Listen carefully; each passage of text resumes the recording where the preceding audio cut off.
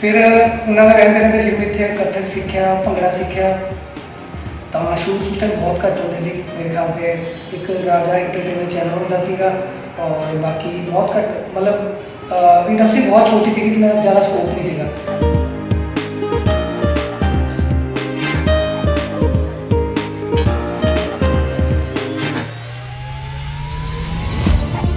तो मैं lunch breakfast कट्ठे कर दूँगा सी, पैदल मैं आना पैदल जाना। तो मेरा मैं ख्याल 2-3 महीने का स्ट्रगल रहा था। तो मैंने मेरा तो बहुत काफ़ी जुनून सीगा, मैंने कोई बाकी मैंने कुछ भी नहीं देखता सी, मैंने सिर्फ डांस वही बढ़िया बना।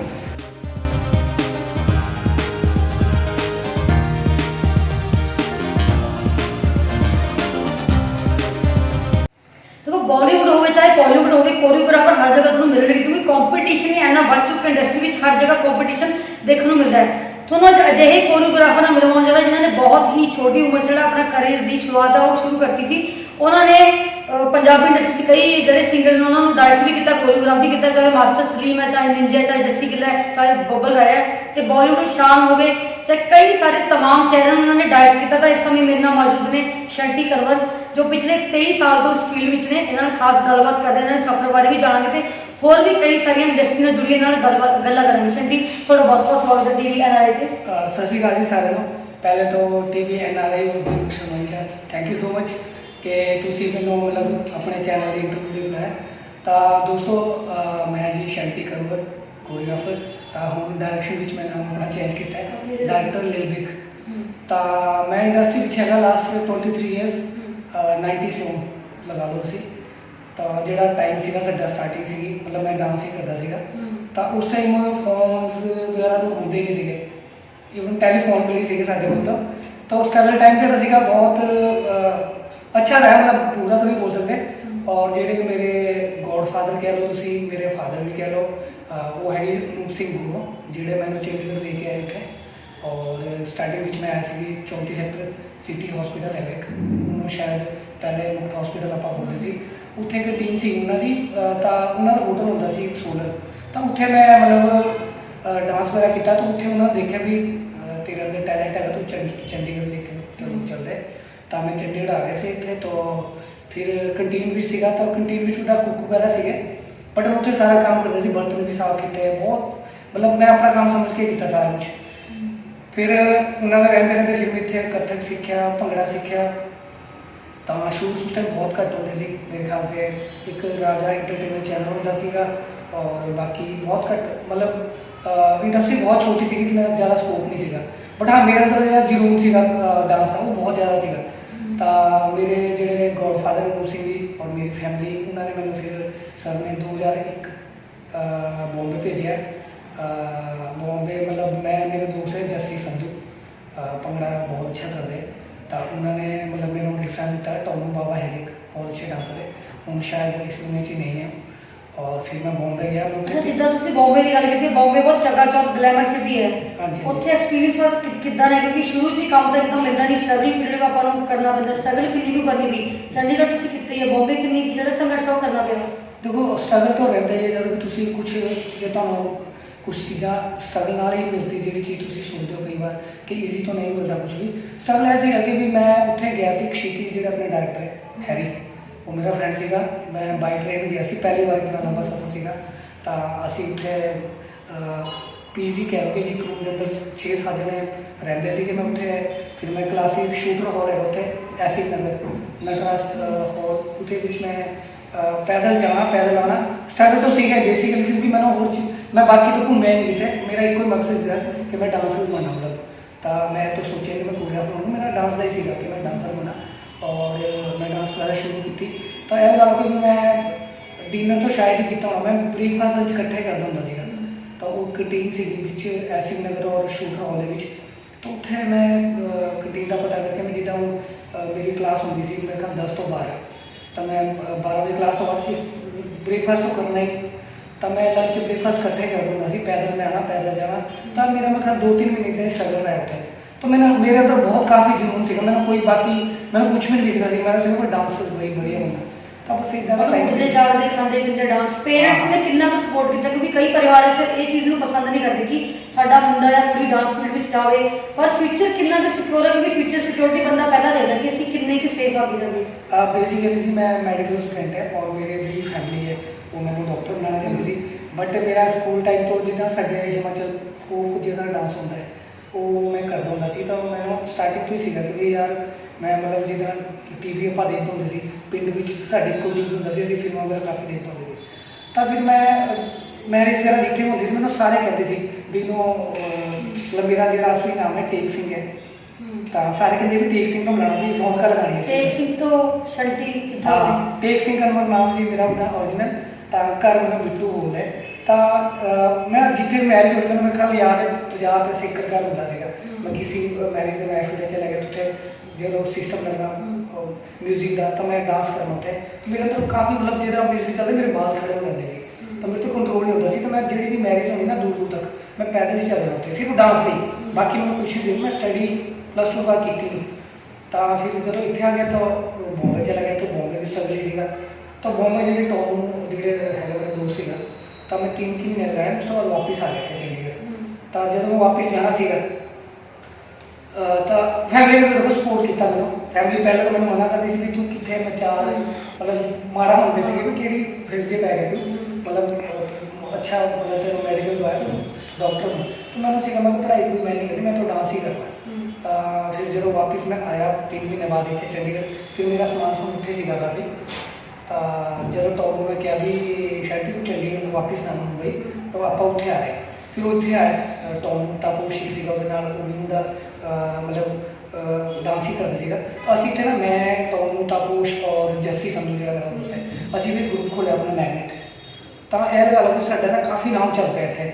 ਫਿਰ ਮੈਂ ਬੇਸਿਕਲੀ ਮੇਰਾ ਕਿ ਮੇਰੇ ਕੋਲ ਸਕੂਟਰ ਸੀਗਾ, ਤਾਂ ਮੈਂ ਉਹਨਾਂ ਕੋਲ ਤਾਂ ਕੁਛ ਸੀਗਾ ਨਹੀਂ। ਤਾਂ ਸਕੂਟਰ ਮਤਲਬ ਬਹੁਤ 2000 ਰੁਪਏ ਸਕੂਟਰ ਕੇ ਮਹਿੰਗਾ ਹੁੰਦਾ, ਮਤਲਬ ਕਿ ਵੀ ਪਤਾ ਨਹੀਂ ਕੀ ਅੱਛਾ ਹੁੰਦੇ ਸੀ। ਤਾਂ ਅਸੀਂ ਮੁੰਡੇ ਕੁੜੀਆਂ ਦਾ ਜੋੜੇ ਗਰੁੱਪ ਵਿੱਚ ਅਸੀਂ ਕੰਮ ਸ਼ੁਰੂ ਕਰਤਾ। ਫਿਰ ਸਾਡੇ ਕੋਲ ਜਿਹੜਾ ਰੋਜ਼ ਫੈਸਟ ਆ ਗਿਆ ਜਾਂ ਹੋਰ ਸ਼ੋਅ ਸ਼ੁਰੂ ਹੋ ਗਏ ਸਾਡੇ, ਤਾਂ ਅੱਜ ਦਾ ਇੱਦਾਂ ਸਾਡਾ ਮਤਲਬ ਕੰਮ ਚੱਲ ਪਿਆ। ਤਾਂ ਕੁਛ ਟਾਈਮ ਬਾਅਦ ਜਿਹੜੇ ਟੌਪ ਜੀ ਉਹ ਛੱਡ ਗਏ ਸਾਡੇ ਕੋਲ, ਉਹ ਹੋਰ ਗਰੁੱਪ ਦੇ ਵਿੱਚ ਚਲੇ ਗਏ। ਤਾਂ ਜਿਹੜੀ ਗਰੁੱਪ ਦੀ ਰਿਸਪੌਂਸਿਬਿਲਿਟੀ ਸੀਗੀ ਉਹ ਮੇਰੇ ਉੱਪਰ ਆ ਗਈ। ਫਿਰ ਮੈਂ ਤਾਂ ਸੋਚਿਆ ਕਿ ਮੈਂ ਕੋਈ ਗੱਲ ਬਣਾਉਂਗਾ, ਫਿਰ ਮੈਂ ਤਾਂ ਆਸਤਾ ਟੀਮ ਜੋੜਦੇ ਰਹੇ ਨਾਲ। ਤਾਂ ਇੱਦਾਂ ਮੇਰੇ ਲਿੰਕਸ ਬਣਦੇ ਰਹੇ। ਤਾਂ ਹਲੇ ਵੀ ਲੱਗਦਾ ਕਿ ਜਿਹੜੀ ਸਟਰਗਲ ਹਲੇ ਵੀ ਚੱਲ ਰਹੀ ਹੈ, ਜਾਂ ਲੱਗਦਾ ਕਿ ਜਿੰਨਾ ਪੀਰੀਅਡ ਸੀ ਉਹ ਖਤਮ ਹੋ ਗਿਆ, ਹੁਣ ਜਿਹਨੇ ਕਹਿੰਦੇ ਚੰਗੇ ਦਿਨ ਆ ਗਏ, ਹੁਣ ਚੰਗੇ ਦਿਨ ਆ ਗਏ, ਇਹ ਕਿਹਾ ਜਾ ਸਕਦਾ ਹੈ? ਨਹੀਂ ਚੰਗੇ ਦਿਨ ਤੋਂ ਨਹੀਂ ਆਏ ਸੀ। ਦੇਖੋ ਮੈਂ ਤਾਂ ਨਹੀਂ ਕਹਿ ਸਕਦਾ ਚੰਗੇ ਦਿਨ ਆਇਆ, ਇੱਕ ਨਾਮ ਬਣ ਗਿਆ ਮੇਰਾ ਮਤਲਬ ਹੈ ਨਾ, ਔਰ ਲੋਕੀ ਜਾਣਦੇ ਹੈ, ਕਾਫੀ ਲੋਕੀ ਪੂਰੀ ਇੰਡਸਟਰੀ ਜਾਣਦੀ ਹੈ ਤਕਰੀਬਨ ਕਿ ਸ਼ੈਂਟੀ ਮੁੰਡਾ ਡਾਂਸ ਤੋਂ ਮਤਲਬ ਕੋਰੀਓਗ੍ਰਾਫਰ ਬਣ ਗਿਆ, ਕੋਆਰਡੀਨੇਟਰ ਸੀ, ਉਹ ਡਾਇਰੈਕਸ਼ਨ ਵੀ ਕਰਦਾ ਹੈ। ਤਾਂ ਸਟਰਗਲ ਤਾਂ ਦੇਖੋ ਹੈਗਾ, ਬਿਲਕੁਲ ਹੈਗਾ, ਕਿਉਂਕਿ ਪਹਿਲੇ ਲੋਕੀ ਕੰਮ ਕਰਦੇ ਸੀ ਨਾਮ ਲਈ। ਹੁਣ ਜਿਹੜਾ ਕੰਮ ਹੈ ਹੁਣ ਲੋਕੀ ਪੈਸੇ ਲਈ ਜ਼ਿਆਦਾ ਕਰਦੇ ਹੈ, ਜਦਕਿ ਟੈਲੈਂਟ ਤੋਂ ਚਲੋ ਹੈਗਾ, ਮੈਂ ਨਹੀਂ ਆਉਂਦਾ, ਬਟ ਸ਼ਾਰਟਕਟ ਜ਼ਿਆਦਾ ਹੈ। ਉਸ ਟਾਈਮ ਯੂਟਿਊਬ ਵਗੈਰਾ ਕੁਝ ਵੀ ਨਹੀਂ ਹੁੰਦਾ ਸੀ, ਅਸੀਂ ਤਾਂ ਮਤਲਬ ਸਿੱਖਿਆ ਤਾਂ ਅੱਗੇ ਆਇਆ ਨਾ।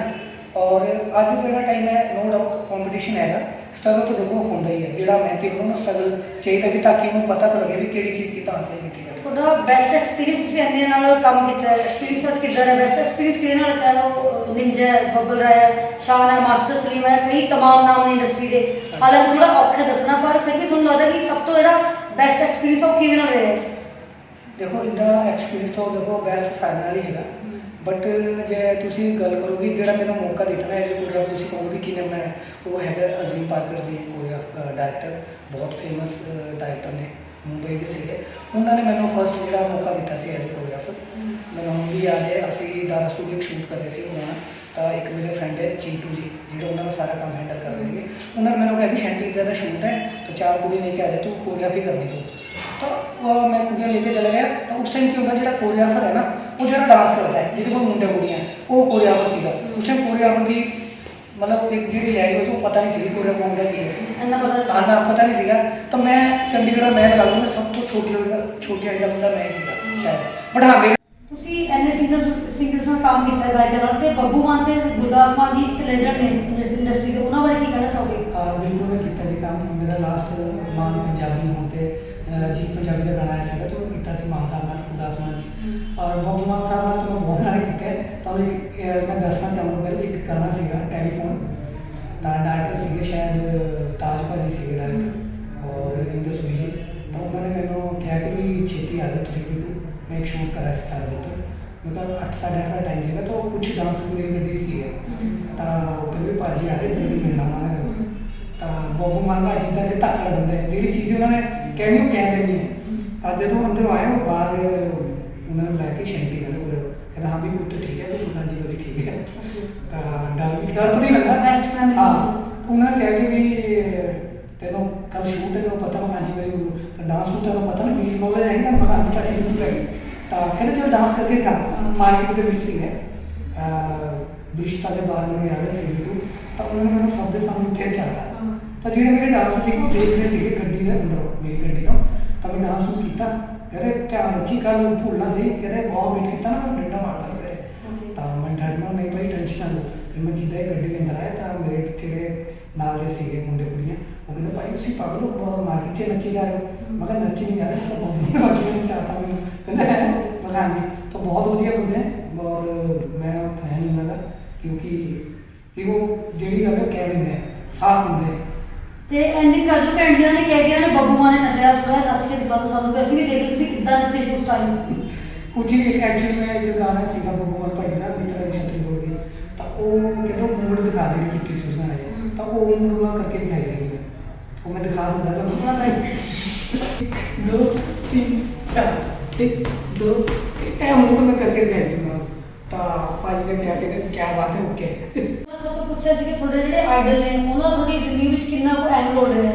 ਬਿਲਕੁਲ ਅਹਿਮ ਰੋਲ ਹੈਗਾ ਜੀ, ਕਿਉਂਕਿ ਉਹਨਾਂ ਕਰਕੇ ਮੈਂ ਅੱਜ ਕੰਮ ਕਰ ਰਿਹਾ ਔਰ ਨਾਮ ਹੈਗਾ, ਤਾਂ ਬਹੁਤ ਜ਼ਿਆਦਾ ਇੰਪੋਰਟੈਂਸ ਉਹਨਾਂ ਦੀ। ਬਾਕੀ ਮੈਂ ਤੁਹਾਨੂੰ ਇੱਕ ਗੱਲ ਦੱਸਾਂ, ਜਦੋਂ ਮੈਂ ਚੰਡੀਗੜ੍ਹ ਆਇਆ ਸੀਗਾ, ਮੈਨੂੰ ਹੁਣ ਵੀ ਯਾਦ ਹੈ ਕਿ ਵੀ ਇੱਕ ਮੈਰਿਜ ਸੀਗੀ, ਤਾਂ ਉੱਥੇ ਮੈਨੂੰ ਮੇਰੇ ਜਿਹੜੇ ਗੋਡਫਾਦਰ ਉਹਨਾਂ ਨੇ ਬੁਲਾਇਆ ਸੀਗਾ, ਤਾਂ ਕਹਿੰਦੇ ਤੂੰ ਡਾਂਸ ਕਰ ਉੱਥੇ ਮੈਰਿਜ ਵਿੱਚ। ਮੈਂ ਜਦੋਂ ਡਾਂਸ ਕੀਤਾ ਉੱਥੇ ਸਟੇਜ ਉੱਪਰ, ਮੈਨੂੰ ਗਾਣਾ ਵੀ ਇਹਦਾ ਯਾਦ ਹੈ, ਸਾਤ ਸਮੁੰਦਰ ਪਾਰ ਤੇਰੇ ਵਿੱਚ। ਤਾਂ ਉਹ ਡਾਂਸ ਮੈਂ ਜਦੋਂ ਕੀਤਾ ਤਾਂ ਉੱਥੇ ਕਾਫੀ ਜਿਹੜੇ ਬੰਦੇ ਬੈਠੇ ਸੀ ਉਹ ਸਪੈਸ਼ਲ ਮੇਰੇ ਕੋਲ ਆਏ ਮੁੰਡੇ ਪੁੱਛ ਕੇ ਭਾਜੀ ਤੁਸੀਂ ਬਹੁਤ ਵਧੀਆ ਡਾਂਸ ਕਰਦੇ ਹੋ, ਤਾਂ ਮੈਨੂੰ 100 ਰੁਪਏ ਮਿਲਿਆ ਸੀਗਾ ਉੱਥੇ। ਤਾਂ ਉੱਥੇ ਇੱਕ ਆਰਕੈਸਟਰਾ ਆਇਆ ਸੀਗਾ, ਮੈਨੂੰ ਨਾਮ ਉਹਨਾਂ ਦੇ ਯਾਦ, ਮਾਮਾ ਭਤੀਜਾ ਹੁੰਦੇ ਸੀ ਵਿੱਚ। ਤਾਂ ਮੈਂ ਆਰਕੈਸਟਰਾ ਵਿੱਚ ਐਜ ਡਾਂਸਰ ਜਾਂਦਾ ਸੀਗਾ, ਤਾਂ ਜਦ ਮੈਂ ਸਾਈਕਲ ਦੇ ਵਿੱਚ ਜਾਣਾ ਮੈਨੂੰ 100 ਰੁਪਏ ਮਿਲਦੇ ਸੀ ਉਸ ਟਾਈਮ ਡਾਂਸ ਦੇ। ਤਾਂ ਮਤਲਬ ਮੈਂ 1 2 ਗਾਣੇ ਕਰਨੇ तो चीज़ उस समय 100 रुपये भी बहुत इंपॉर्टेंस रखती थी लाइफ में। बिल्कुल बहुत ज़्यादा सीखे। आज तो तुझे लगा 10,000 रुपये, तो वो मेरे लिए वो टाइम बहुत ही ज़्यादा कीमती, बहुत ही अनमोल था। उस टाइम करके मैं आज इतने काम कर रहा है और नाम है। ਤੇ ਜਿੱਦਾਂ ਤੁਸੀਂ ਨਾ ਨਾਮ ਕਮਾ ਇੰਡਸਟਰੀ ਵਿੱਚ ਕਈ ਵਾਰ ਇੱਦਾਂ ਹੁੰਦਾ ਜਦੋਂ ਬੰਦੇ ਦੀ ਮੁਸੀਬਤ ਆਉਂਦੀ ਤਾਂ ਕੋਈ ਨਹੀਂ ਖੜਦਾ, ਇਹਦੇ ਬਾਰੇ ਬਤੌਰ ਕੋਰੀਓਗ੍ਰਾਫਰ ਤੇ ਡਾਇਰੈਕਟਰ ਕੀ ਵਿਚਾਰ ਨੇ, ਕੀ ਕਹਿਣਾ ਚਾਹੋਗੇ? देखो ये गल तो बिल्कुल सही है, जो हमारा टाइम आता कोई भी नहीं खड़ता है। तुसी कोविड करके लगा लो, लास्ट जो साडा टाइम गया मैं एक ग्रुप बनाया सी हम कौन हमारे को, जब मैं इतों अपने पिंड से लगे शिमले तब पीछे देखते सी काफ़ी स्पॉट सीगे मेकअप वाले लाइट मैन। मैं उन्होंने जो कॉल की ठीक हो तुसी, वो कहते भाजी ठीक नहीं है क्योंकि सब किसी ने पूछा ही नहीं इंडस्ट्री ने। तब उस टाइम पीछे मेरे जो फ्रेंड्स हैं काफ़ी कोरियोग्राफर थे, मनीष कतालो, रंजन है, बंटी मलिक है, बंटी कोरियोग्राफर है, पिंचू जो साढ़े कोरियोग्राफर थे। तो असी काफ़ी जने ने काफ़ी हेल्प की डांस की, लाइटमैन की भी चलो लाइटमैन भी तो कर पाया, बाकी जो स्पॉट उन्होंने की हेल्प। तो बट उस टाइम जो बड़े जो साड़ी इंडस्ट्री के बड़े आर्टिस्ट ला लो या जो काम है प्रोड्यूसर्स हैं या सिंगर जो आज हीरो होंगे, मैंने लगता कि इसने ज़्यादा सपोर्ट किया साड़ी इंडस्ट्री को। और प्रोडक्शन वाले सीगे काफ़ी जिन्होंने सपोर्ट किया, बट बुरे टाइम से तो कोई खरीदा नहीं सी। देखो मैं टाइम तो बहुत किया, मैं याद है मैं नाम नहीं लूँगा, मेरे पापा जिस तरह एक्सपायर हो गए, कुछ डायरेक्टर से जिन्होंने पेमेंट लेनी सी, मैं रोता रह गया, उन्होंने मेरी पेमेंट नहीं दी मैंने, तो नहीं खड़ा जी कोई। हाँ जो मेरे खास फ्रेंड है जो स्ट्रगल टाइम से भी ना रहे, वो हमेशा हम भी ना रहे। ਤੇ ਤੁਹਾਡਾ ਫੇਵਰਿਟ ਕੋਰੀਓਗ੍ਰਾਫਰ ਕੌਣ ਚਾਹੇ ਰਮਨ ਡਿਸੂਜ਼ਾ ਹੈ, ਪ੍ਰਭੂ ਦੇਵ ਹੈ, ਰਾਜੀਵ ਸੂਰਜੀ ਹੈ, ਕਿਹਨੂੰ ਤੁਸੀਂ ਲੱਗਦੇ ਹੋ ਕਿ ਵਾਕਈ ਜਿਹੜਾ ਹੈਗਾ ਉਹ ਇੱਕ ਆਪਣਾ ਇੰਪੈਕਟ ਛੱਡ ਰਿਹਾ ਇੰਡਸਟਰੀ ਵਿੱਚ? देखो उदा तो मैं सारे कोरियोग्राफर फेवरेट निशा चारे सी इदा एक कोरियोग्राफर है जिन्होंने मैं काफ़ी टाइम तो फॉलो भी कर रहे हैं, और उन्होंने जी मूवमेंट्स होंगी कोरियोग्राफी फॉर्मेशन वो मैंने बहुत अच्छी लगती है। उन्होंने तुम कोई भी गाना देख लो, वो उन्होंने कुछ ना कुछ इदा की चीज़ वो करती जी हर कोई बच्चा भी करता है, वो चाहे डांस लगा लो चाहे वो चीज़ है।